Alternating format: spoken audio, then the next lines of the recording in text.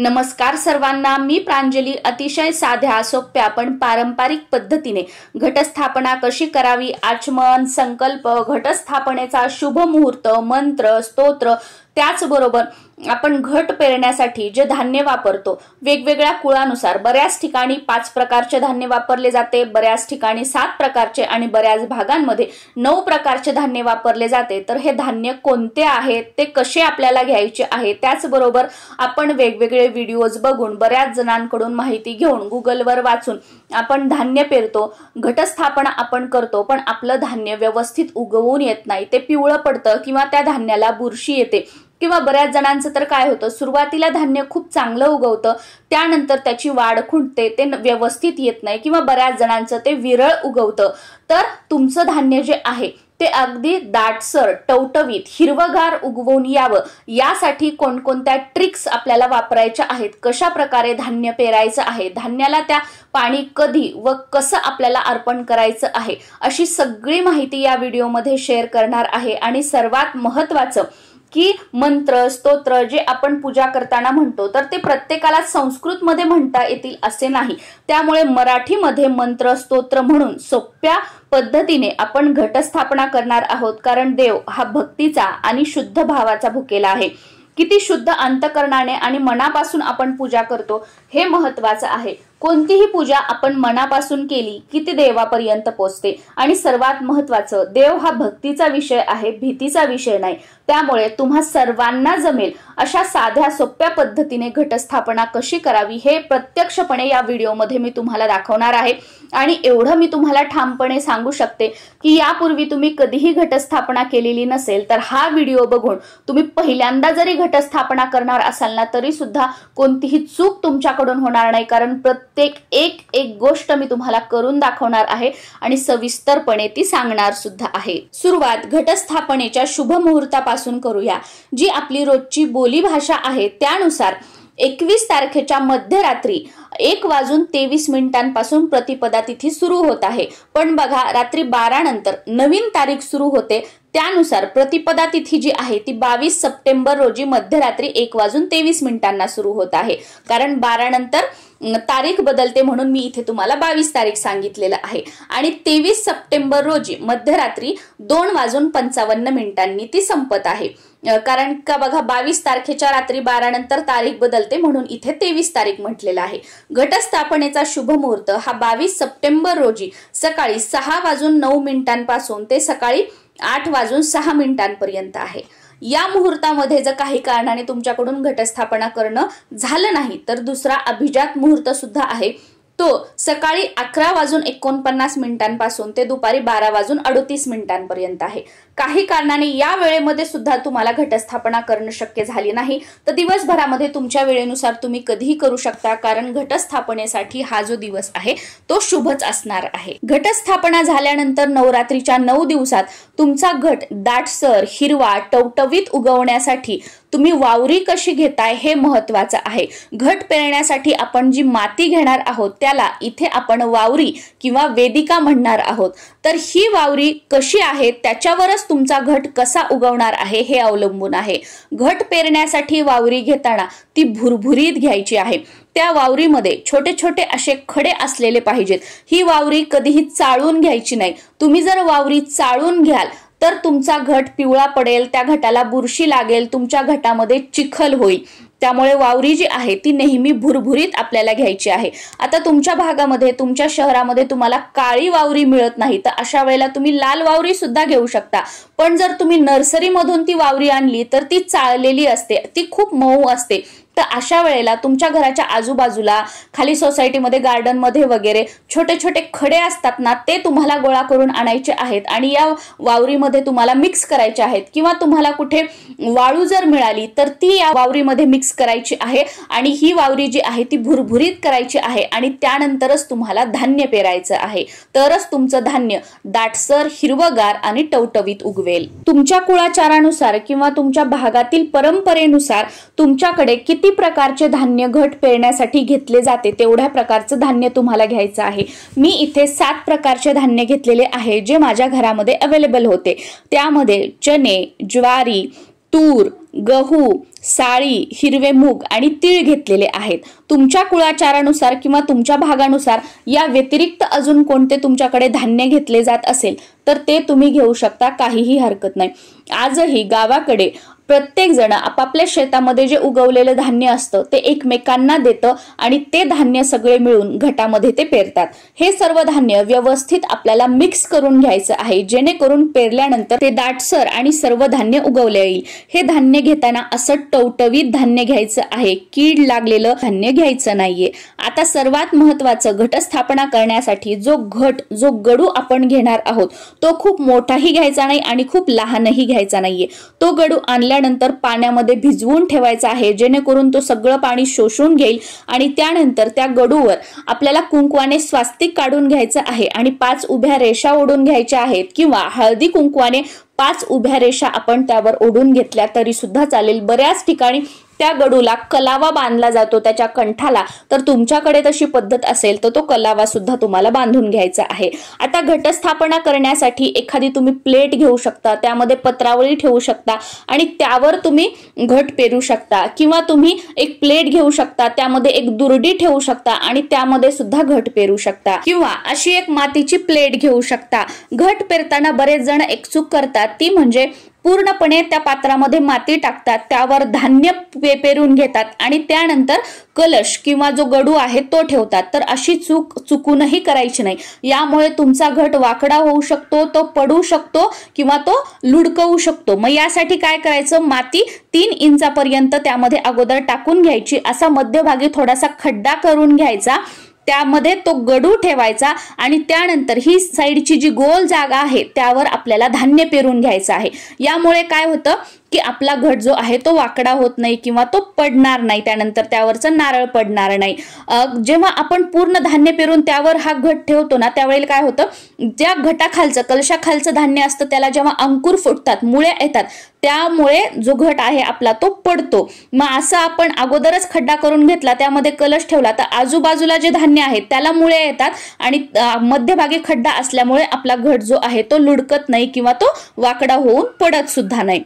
खाली सगळ्यात मोठी मातीची लेअर घ्यायची 3 इंचापर्यंत, त्यानंतर धान्य पसरायचं, त्यानंतर परत छोटीशी पातळ एक मातीची लेअर ओढून घ्यायची, त्यानंतर परत आपल्याला धान्य असं पेरून घ्यायचं आहे. धान्य टाकताना अगदी हलक्या हाताने टाकायचं, खूप दाट टाकलं म्हणजे खूप दाट उगवणार असं काहीही नाही.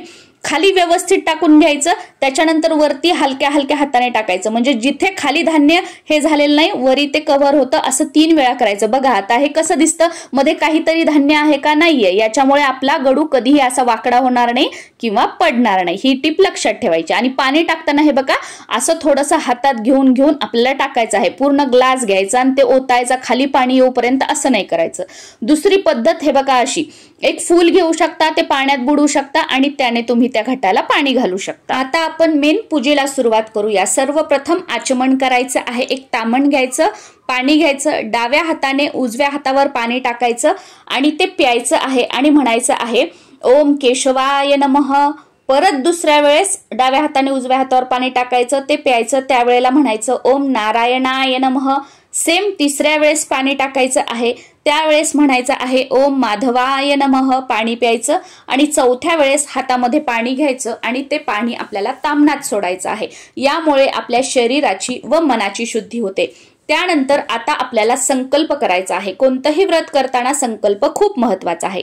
संकल्प करण्यासाठी उजव्या हातात पाणी घ्यायचं, हळद कुंकू घ्यायचं, अक्षता टाकायच्या, एक फूल घ्यायचं आणि म्हणायचं मी. तुमचं पूर्ण नाव घ्यायचं, तुमच्या गोत्राचा उल्लेख करायचा. गोत्र माहित नसेल तर काश्यप गोत्र म्हणायचं आणि बोलायचं माझ्या सर्व कुटुंबाला क्षेम, स्थैर्य, आयु, आरोग्य, विद्या, ऐश्वर्य प्राप्तीसाठी, वर्धनासाठी, सर्व दुरित उपशमनासाठी, अशुभ शक्तींचे भय, उपद्रव निवारण्यासाठी, आर्थिक सबलीकरणासाठी, आदित्यादी सकल ग्रहपीडा शांतीसाठी, त्रिविध ताप निरसनासाठी, तसेच श्री कुलदेवी व श्री कुलदैवत व श्री सद्गुरूंची अखंड अचंचल अभेद्य भक्ती, सेवा व सानिध्य प्राप्तीसाठी प्रतिवर्षी कुलाचाराच्या अंगभूत श्री घटस्थापना, अखंड दीप प्रज्वलन आणि तुम्ही जर दुर्गा सप्तशतीचे पाठ करणार असाल तर ते किती पाठ करणार आहात त्या संख्येचा उल्लेख करायचा आहे, किंवा दुर्गा सप्तशती पाठाशिवाय अजून जर तुम्ही कोणती सेवा करणार असाल तर त्याचा उल्लेख करायचा आहे व हातातलं पाणी आपल्याला ताम्हणात सोडून द्यायचं आहे।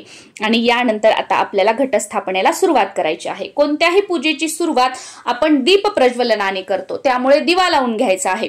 तुम्ही जर अखंड दिवा सुरुवातीला लावणार असाल तर तो आपल्याला परत हलवायला जमणार नाही, त्यामुळे एका साईडला तुम्ही अखंड दिवा लावून घेऊ शकता, म्हणजे तो नवरात्र झाल्यावरच हलवता येईल, किंवा एक दुसरा साधा दिवा लावून घेऊ शकता। त्या दिव्याला हळद कुंकू वगैरे आपल्याला लावून घ्यायचं आहे। तेव्हा म्हणायचं ओम श्री दीपदेवताभ्यो नमः गंधाक्षता पुष्पम समर्पयामी। तुम्ही मराठीमध्ये म्हणू शकता हे दीपदेवता, मी तुम्हाला गंध अक्षता फूल अर्पण करत आहे। तुम्ही माझी पूर्ण पूजा होईपर्यंत असंच अखंडित राहावं व माझी पूजा सफल करावी।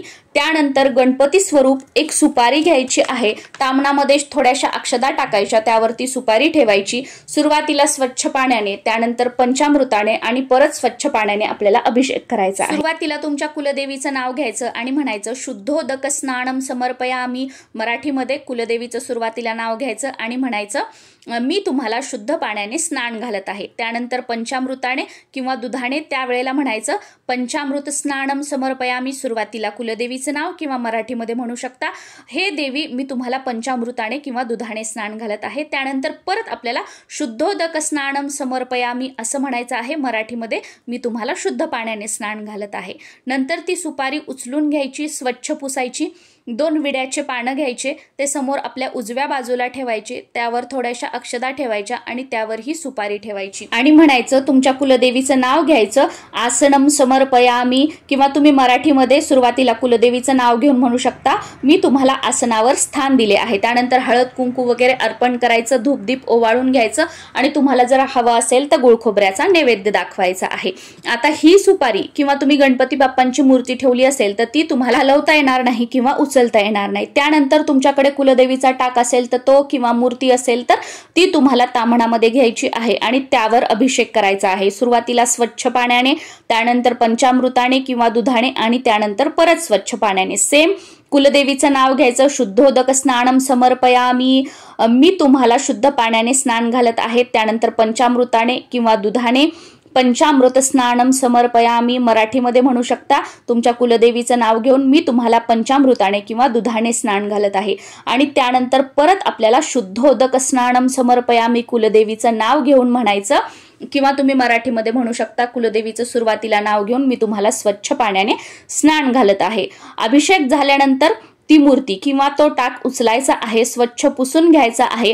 गणपतीच्या बाजूला सेम 2 विड्याची पानं ठेवायची आहेत आणि त्यावर कुलदेवीचा हा टाक किंवा कुलदेवीची मूर्ती असेल तर थोड्याशा खाली अक्षता ठेवायच्या आणि त्यावर आपल्याला ती ठेवून घ्यायची आहे। कुलदेवीचा फोटो असेल तर तो फक्त स्वच्छ पुसून घ्यायचा आणि तो तुम्हाला याच्यावर ठेवायचा आहे। त्यानंतर हळद कुंकू अर्पण करायचं, एखादं लाल फूल असेल तर ते अर्पण करायचं, तुमच्याकडे गजरा असेल तर तो कुलदेवीला अर्पण करायचा आणि त्यावेळेला म्हणायचं गंधाक्षता पुष्पम समर्पयामी। सुरुवातीला कुलदेवीचं नाव, त्यानंतर धूपदीप ओवाळून घ्यायचं आणि तुम्हाला मराठीमध्ये म्हणायचं असेल तर कुलदेवीचं नाव घ्यायचं आणि मी तुम्हाला हळद कुंकू अक्षता फुलं अर्पण करत आहे, धूपदीप ओवाळत आहे असं म्हणायचं। आणि जो आपला घट आहे तो ठेवण्यासाठी त्या जागेवर थोड्याशा अक्षता टाकायच्या, त्यावर हळद कुंकू अर्पण करायचं आणि त्यावर सुरुवातीला मी जसं तुम्हाला सांगितलं घट पेरायचं, तर तो घट जो आहे तो इथे ठेवून घ्यायचा। त्या घटामध्ये जो आपण गडू ठेवलेला आहे, कलश ठेवलेला आहे, त्याच्या कंठापर्यंत पाणी भरून घ्यायचं। त्यामध्ये हळद कुंकू अक्षदा, 1 रुपयाचं नाणं, सुपारी टाकायची, 1 फूल टाकायचं, त्यावर आंब्याची 5 पानं ठेवायची किंवा विड्याची म्हणजे खाऊची 5 पानं ठेवायची आणि त्यावर 1 नारळ ठेवायचा आहे। आणि पहिल्या दिवशी ज्या दिवशी आपण घटस्थापना केलेली आहे त्या दिवशी घटाला खाऊच्या पानाची म्हणजे नागवेलीच्या पानाची माळ जी आहे ती आपल्याला लावायची आहे। हा जो आपण कलश स्थापन केलेला आहे त्याला सुद्धा हळद कुंकू अर्पण करायचं आहे। वस्त्रमाळ अर्पण करायची, ज्याला बरेच जण कापसाचे वस्त्र म्हणतात, ती अर्पण करायची। गजरा असेल तर तो अर्पण करायचा आहे किंवा फुलं अर्पण करायची। धूपदीप ओवाळून घ्यायचं आहे, एखाद्या फळाचा किंवा काहीतरी गोडाचा नैवेद्य दाखवून घ्यायचा आहे आणि त्यानंतर कुलदेवीला हात जोडून नमस्कार करायचा व प्रार्थना करायची। आपल्या कुलदेवीचं पूर्ण नाव घ्यायचं आणि म्हणायचं मला मंत्र आणि भक्ती येत नाही, मी अज्ञानाने जी पूजा केली आहे, कृपा करून ती मान्य करून घ्या. माझ्याकडून झालेल्या चुकांबद्दल मला क्षमा करा आणि मी केलेल्या पूजेवर प्रसन्न राहा. माझ्या घरात तुमच्या येण्याने सुख, शांती, समृद्धी येऊ द्या व ती कायम टिकून राहू द्या. मला व माझ्या परिवाराला तुमच्या कृपा आशीर्वादाने उत्तम आरोग्य व दीर्घ आयुष्य लाभू द्या. तुमचा उद्योगधंदा व्यवसाय असेल तर तो चांगला चालावा म्हणून प्रार्थना करायची. घरात नोकरी करणारे असतील तर त्यांची प्रगती व्हावी म्हणून प्रार्थना करायची आणि त्यानंतर आपल्याला आरती करायची आहे. आरती करताना सुरुवातीला गणपतीची आरती म्हणायची, त्यानंतर दुर्गे दुर्गट भारी तुझविन संसारी, अनाथनाथे अंबे करुणा विस्तारी ही आरती करायची आणि तुमच्या कुलदेवीची जी कोणती आरती असेल ती तुम्हाला आरती करायची आहे. त्यानंतर तुमच्या कुलदैवताची आरती करायची व कापूर आरती करून आपल्या आरतीची सांगता जी आहे ती आपल्याला करायची आहे. घरातील सर्वांना आरती वगैरे तुम्हाला देऊन घ्यायची आहे. या पद्धतीने आपण घटस्थापना जी आहे ती घरच्या घरी करायची आहे. आणि तुम्हाला जर एवढ्या आरत्या म्हणायच्या नसतील तर तुम्ही सुरुवातीला गणपतीची आरती, त्यानंतर दुर्गे दुर्गट भारी ही देवीची आरती, तुमची कुलदेवी कोणतीही असू द्या, दुर्गे दुर्गट भारी ही जी आरती आहे ती त्या देवीला लागू होते. त्यामुळे या 2 आरती म्हणून तुम्ही कापूर आरती करू शकता. नमस्कार.